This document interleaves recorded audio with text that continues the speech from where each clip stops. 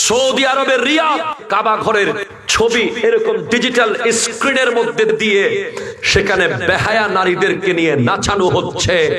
আজ কোথায় গেছে আমাদের ভাইয়েরা যারা বলে সৌদি আরবে মিলাদুন নবী নাই? ঠিক কিনা কথা জোরে বলেন। আজকে কোথায় প্রতিবাদ? আমি একটু আগে স্ট্যাটাস দিয়েছি সোশ্যাল মিডিয়ায় আমার পেজে যে সৌদি আরবে কাবাগরের সম্মান যেভাবে ক্ষুণ্ণ করা হয়েছে রিয়াদের ওই অনুষ্ঠানে, এটার ব্যাপারে যদি বিশ্ব মুসলিম কথা না বলে, এটার ব্যাপারে যদি মুসলিম বিশ্ব ঐক্যবদ্ধ হয়ে আওয়াজ না তুলে, এবং আমার বাংলাদেশের ধর্ম উপদেষ্টা থেকে শুরু করে ধর্মীয় দায়িত্বে যারা আছেন রাষ্ট্রের, আমরা তাদেরকে আহ্বান করছি অতি সত্বর বিশ্বের প্রত্যেকটা মুসলিম নেতৃবৃন্দের সাথে যোগাযোগের মাধ্যমে কাবা ঘরের ঐতিহ্য রক্ষায়, কাবা ঘরের সম্মান রক্ষায় যদি পদক্ষেপ নেওয়া না হয় এমন আযাব আসবে। আমরা পড়েছি আলাম তারা কাইফা ফাআলা রাব্বুকা বিআসহাবিল ফিল আলাম ইয়াজআল কাইদাহুম ফি তাদলিল ওয়া আরসালা আলাইহিম তায়রান আবাবিল। ওই আব্রাহা বাদশার ঘটনা ভুলে গেলে চলবে না। গোটা বিশ্ব ধ্বংস হয়ে যাবে যদি কাবাগরের এই সম্মান রক্ষার্থে মুসলমানরা কথা না বলে। ঠিক কিনা কথা বলে? কাবা হলো আমাদের কলিজার টুকরা, কাবা আমাদের ইমোশন, কাবা আমাদের ঈমান। আন নাজরু ইলাল কাবাতি ইবাদাতুন। কাবাগরের ছবিকে ডিজিটাল স্ক্রিনে পিছনে দিয়ে এরপর মূর্তিদের ছবি কাবার চারপাশে দিয়ে বিশ্বকে কি মেসেজ দিতে চায় তারা? কে চালাচ্ছে এগুলো? কার হস্তক্ষেপে এগুলো হচ্ছে? কোথায় আজ ইমানের বাড়ি? আজ এখন আর ওই ইহুদি খ্রিস্টানদের গেম, ফুটবল, ড্রেস কোড, তাদের কালচার লাথি মেরে সাগরে ফেলে দেওয়ার টাইম এসেছে। ঠিক কিনা কথা বলেন? আরো জোরে বলেন ঠিক কিনা বলেন। মুসলমান যুবকদেরকে ঘুম পাড়িয়ে দিয়ে, বাসার মধ্যে ওয়াইফাই ইন্টারনেট ঢুকিয়ে দিয়ে, হাতের মধ্যে স্মার্টফোন দিয়ে দিয়ে আজ সমস্ত মুসলমান যুবককে ঘুম পাড়িয়ে দেওয়া হয়েছে।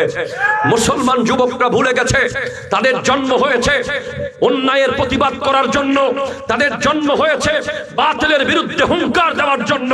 কারণ তাদেরকে মিসাইল লাগবে না, তাদের গ্রেনেড লাগবে না, তাদের পরমাণু লাগবে না।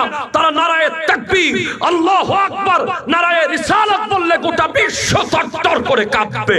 কথা বলেন ঠিক কিনা? শয়তান তোমাকে খেয়ে ফেলেছে। শয়তান, তুমি প্রতিদিন তাকে খাবার দিচ্ছ, তুমি প্রতিদিন তাকে খাবার দিচ্ছ। তুমি ইন্টারনেটে 1 মিনিট বেশি সময় কাটিয়েছ। কোরআন সুন্নাহর বয়ান, কোরআন তিলাওয়াত, নবীজির প্রেমের কথা শোনার বাইরে যদি 1 মিনিট তুমি কোন অশ্লীল ভিডিও দৃশ্য দেখেছো, কোন নাটক, সিনেমা, গেমে মত্ত হয়েছো, তুমি শয়তানকে খাবার দিয়েছো। ঠিক কিনা? এখন ওই খাবারে নফসের দেওয়া সাপ্লাই করা খাবারে শয়তানের পেট এখন আর ভরতেছে না।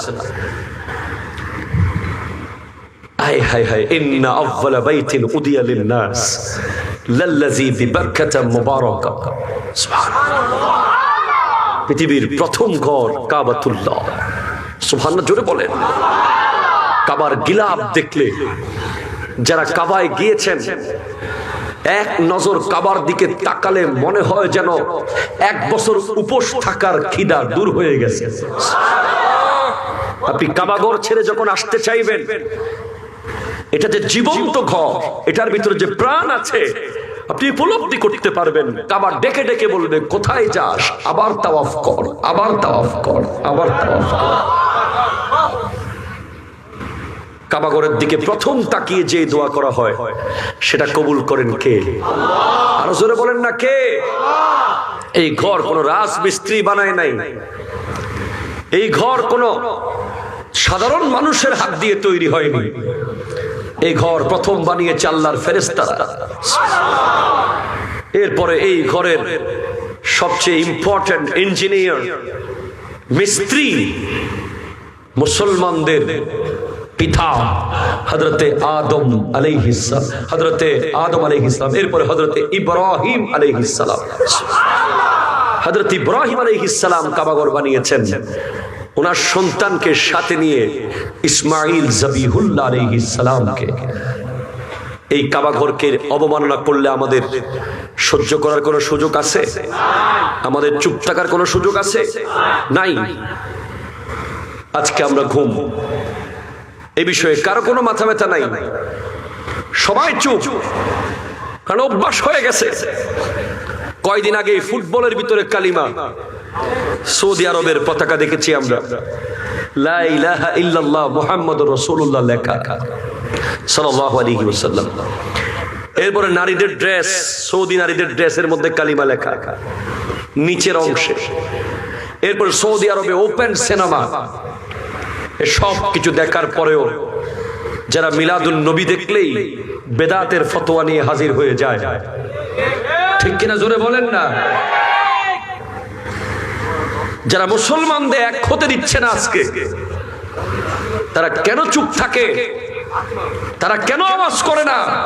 তাদের আওয়াজ করা দরকার। আসুন আমরা সবাই মিলে এটার ব্যাপারে কথা বলবো, ঠিক কিনা কথা বলেন?